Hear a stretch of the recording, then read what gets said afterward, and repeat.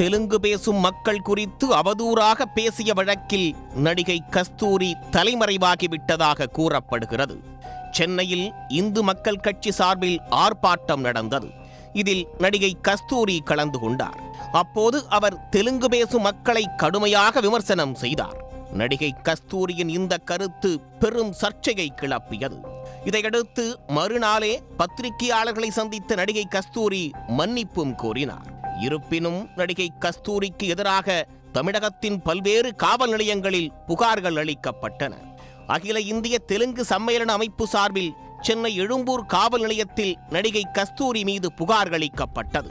அதன் பேரில் கஸ்தூரி மீது போலீசார் வழக்கு பதிவு செய்தனர்.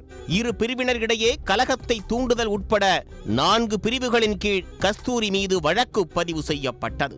இது தொடர்பான விசாரணைக்கு ஆஜராக கோரி கஸ்தூரிக்கு போலீசார் சம்மன் வழங்க சென்ற போது முன்னதாகவே அவர் தனது வீட்டை பூட்டிவிட்டு தலைமறைவாகியுள்ளார்.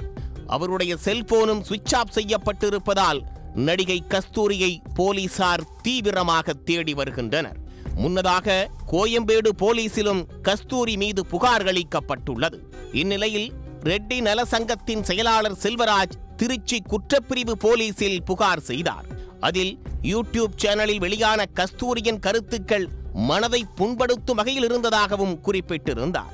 இதன் பேரில் கஸ்தூரி மீது 3 பிரிவுகளின் கீழ் வழக்கு பதிவு செய்யப்பட்டுள்ளது. அனைத்திந்திய போயர் பெண்கள் நல சங்கத்தின் தொழிற்சங்க நிர்வாகி விஜயலட்சுமி உப்பிலியபுரம் போலீஸ் நிலையத்தில் கஸ்தூரி மீது புகார் அளித்திருக்கிறார் என்பதும் குறிப்பிடத்தக்கது. உடனுக்குடன் செய்திகளை தெரிந்து கொள்ள சன் நியூஸ் பெல் ஐகானை கிளிக் பண்ணுங்க.